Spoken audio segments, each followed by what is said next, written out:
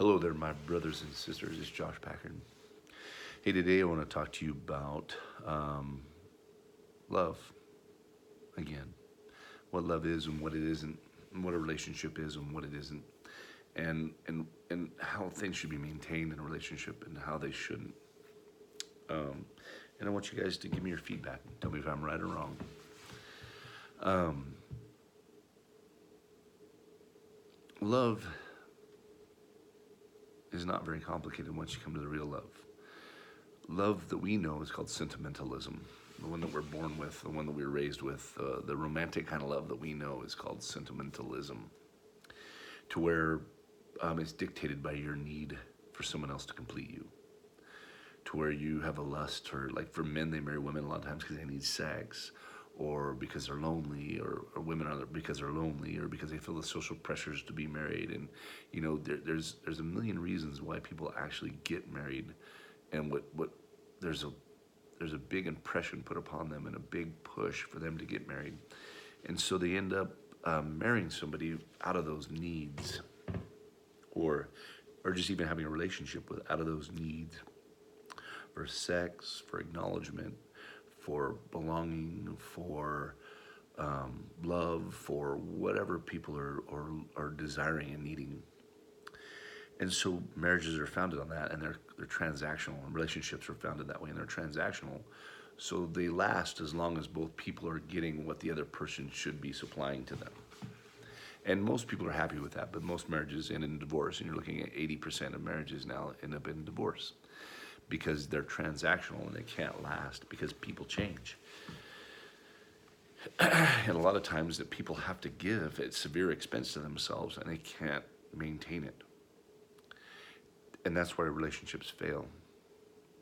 You're first of all you started falsely because you're trying to present to that person the thing that you think that they want to see to entice them into a relationship.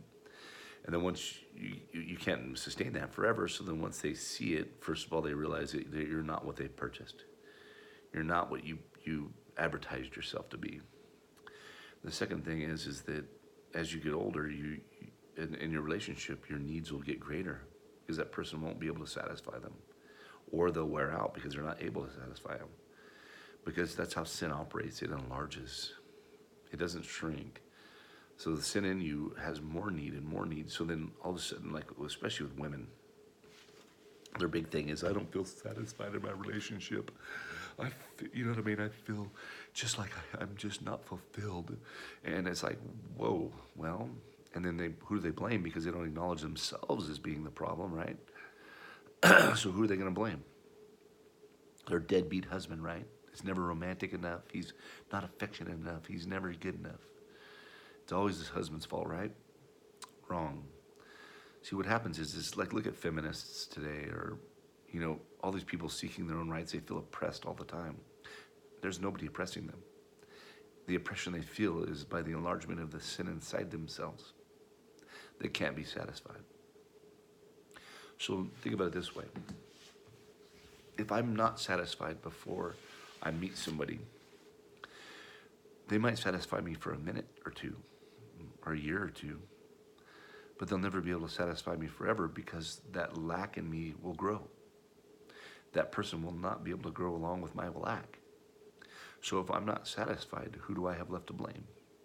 Them, because I won't acknowledge that the lack is my fault. Because I have dishonored God. I have separated myself from God, that I left my fulfillment. So today, if you're looking for your partner to fulfill you, or you're not satisfied in your relationship, and you're blaming your partner, well, ask yourself this question. Are you able to be satisfied? Are you? Are you able to be satisfied? I'm going to tell you right now. Because if you're not satisfied before you're with somebody, they will never satisfy you.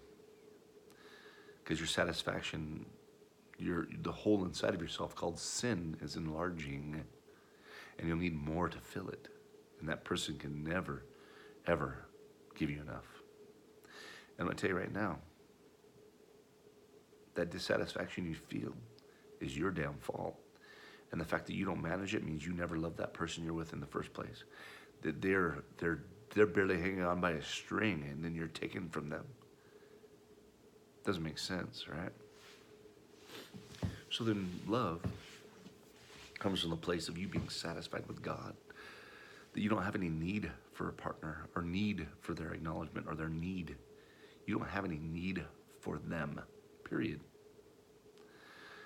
So that when you do be with that person, it's from your free choice and from your free will, having all options available to you, that there's nothing compelling you to be with that person, that you walk in with open arms and open eyes and an open heart with full knowledge.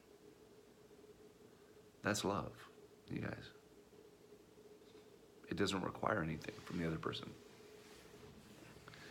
It's not transactional. So when you look at commitment and you look at love, so I don't commit to my wife because of her goodness. I don't commit to her because she's anything in of herself. I mean, my wife's a wonderful woman, don't get me wrong. And I love her dearly, but I mean, I don't like her all the time. But I'm not committed to my wife because of her intrinsic value. I'm committed to her because I believe God brought her, and I believe God is wise. And she's here for my betterment by God, not because of her. Okay? Because I don't care. My wife's pretty. There's lots of pretty women out there. I'm not dead. I've got eyes. I see there are women everywhere.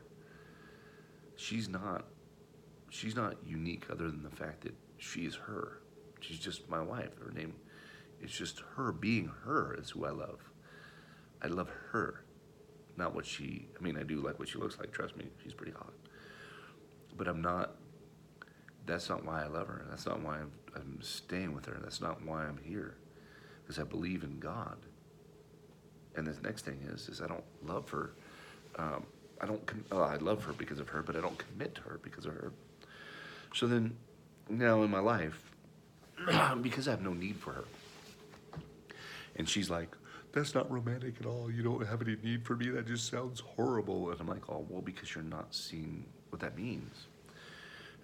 See, to a woman, when she hears that you don't need her, in her mind, that hits her insecurities because now she has no means to control you. Which a woman wants to control you because that's the curse of Eve, is she wants to be in dominion. She wants to keep you in chains so that she doesn't lose you, to make herself feel like she's more secure, and that's what she wants to do. And so when you have no need for her, she has no chains on you. She can't have chains on you. Okay? And she's going to think that's just terrible because of her flesh will just reel at that. But when she comes to the realization that you don't have any need for her, then that means you freely chose her out of everyone. That is the most romantic love there is. And it's the love that God has done with us, that he loved us. He didn't have any need for us or need anything from us. He loved us just because he loves us. There's no strings attached. He's not looking for anything from us. He doesn't need anything from us. His love is not dependent upon our reciprocation of his love. You know what I mean? And, of course, my wife and I, if things get too rough, I always have the option to check out. I won't, though. Unless it just gets way too severe and out of hand that I can't stand it, where I think it's dangerous for me or my children, or my wife for that matter. But,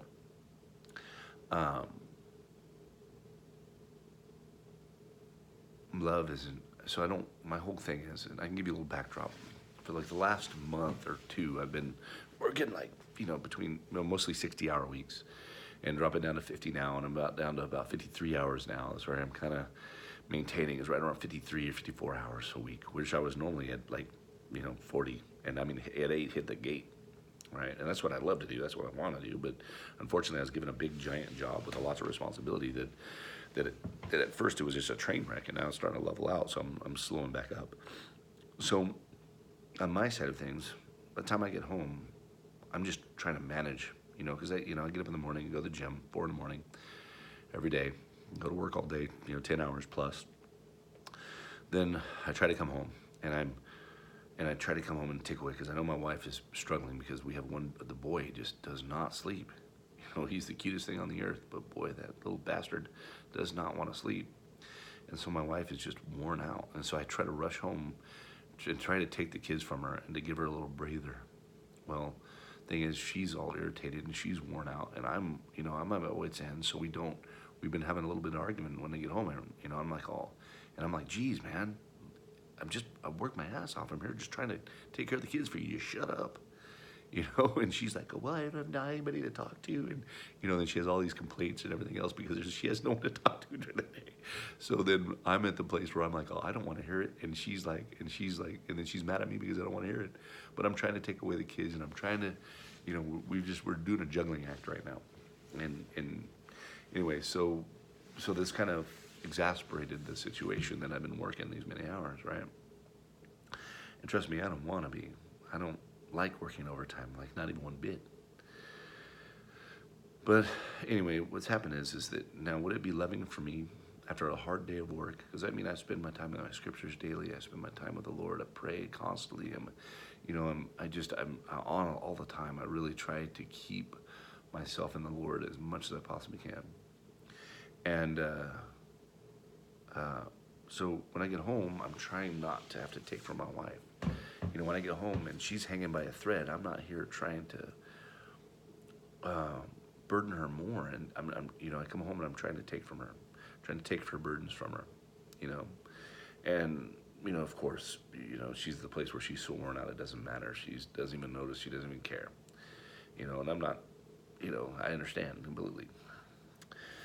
But she finally did confess to me that I'm not giving her the acknowledgement that she needs, and that she needs this and this and this. And I'm like, oh, that's true, and I'm great, but right now I'm barely hanging on by a thread myself. I'm working my ass off, and then come home and take in the kids and everything else. And she's like, oh, we don't have time to have sex and do that stuff because I get up at 3 in the morning and go to work until, and I go to bed at 9 generally every night. She doesn't, and then because the kid's keeping her up all night, so she doesn't get up until like 10, or 9. She doesn't get downstairs, getting ready, till like 10 or so. Then she wants to go to bed at 9 too. And I'm like, oh, when in the world are we gonna have time to have sex right now? This is gonna pass. This is just time. I mean, I'd love to, trust me. I'd love to make time, but the thing is, our schedules were like ships that pass in the night right now. There's no way, and and I've got things to do. She's got things to do. I'm not trying to like diss her. It's just that, she really, anyway, so she's talking about my love is my job as a man is to love her unconditionally. And I'm like, well, it's true. And, yours is also respect your husband. But the funny thing is, it's like, oh, okay, well, if you really want to be intimate, then why don't you conform to my schedule? I can't get out of my schedule. And she can't get out of hers because the kid won't let her. So we're kind of in this conundrum right now. But anyway, going back to the whole thing is, commitment to me is like the highest form of love. Don't you guys know? And commitment doesn't happen because your wife is worth of it. Because they're not. I'm not worthy of it. No one is. Your commitment is because God is worth it. Because you believe that God brought that person in your life, that God is the one that is maintaining it. And there's a reason for that person being there, even when they are pissing you off. You've got to push through it and endure until the fat lady sings. I can't control my wife, and I'm also not going to enable her to use me as her fulfillment rather than the Lord. I can't measure up, and no matter what I do, I spent my time as Captain Save-A-Ho trying to use my earthly strength in order to make a woman feel adequate or feel like she's loved or make her feel like she's not alone. But the thing is, the more you give, the bigger her hole becomes because she's not resting in the Lord. I've humiliated myself in the past trying to help, trying to be loving enough to satisfy someone, beating myself up to the bone because I wasn't good enough to love that person, not realizing that no one could be. No one could be, because that hole is supernatural. It needs to be filled by the Lord before someone can be adequate in themselves to feel like they are satisfied. Because one thing I'm going to tell you honest and for sure, the gift that the Lord has given me is I don't need anyone's approval. I don't need anyone or anything but him.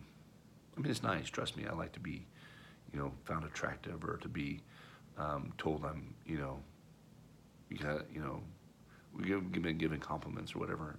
I enjoy that stuff. Trust me, it's nice when you do. But I don't need them. I don't care. I actually thrive now on people, bashing me. It makes me feel funny. I enjoy it because my sufficiency is in the Lord completely. I don't care if my wife thinks I'm a good man or not. I don't give a shit. I mean, if she's genuinely got a point, I'm gonna take it to heart. But if it's just her venting off, or her comparing me to other ungodly men, and I'm just going, poof, good. I'm not like them at all, and I'll never be like them. But the thing is, I'm not gonna bend over for her. I'm not gonna just give her what she asks for unless she's seeking the Lord. I'm not gonna do it. She needs to seek the Lord first, because I'll never be able to do anything for her. I'll never be able to fill her. In the same way, if I wasn't seeking the Lord, she could never measure up before me. And that is not loving. To do that to your wife or your kids, to make them feel like they're never good enough, that they don't have enough to be adequate in front of me. If nothing else, I want my children to see that no matter what, I love them. My wife, no matter what, I won't give up. Even if she will, I'm not going to give up. Till the fat lady sings. It's just the way it works. But again, it's not because of her worth, it's because of God's. I'm not with her or feel loved because of her approval, it's because of God's approval. It's funny to me how women don't think that's the most romantic thing in the world.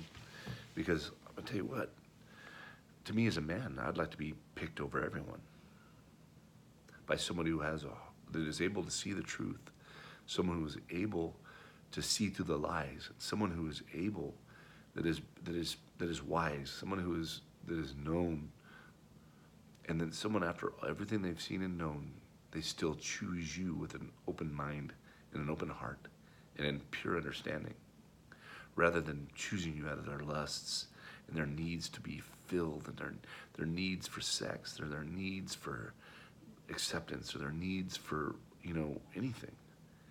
When somebody is choosing you out of their lusts, that's not love at all. It's called sentimentalism, you guys. And your relationship will at best ever be transactional, and it will never be fulfilling. It never will. Because unless you're fulfilled in the Lord, unless you're fulfilled entirely inside, no matter what anyone does for you, it will never fulfill you. And right now, that's where I kind of fear my wife is at, where she thinks that I can do something to change that feeling inside of herself, that I can magically, just tell her I love her and hug her a few times, and that's going to change things. I mean, she's got to figure out that the Lord is the only place that will provide that satisfaction. That if she truly loved me, that she would be with the Lord, and she would drive her satisfaction from him, so she wouldn't have to use me. Anyway, it is what it is. Let me know if you think I'm right or wrong. But all I can do is what the Lord has shown me to do. I won't go back on it. I won't go against it anymore. I'll never be Captain Save-A-Ho again. I won't do it. I won't enable somebody, because that is not loving. I will not fall into what they want when I know what they want won't never fill them anyways.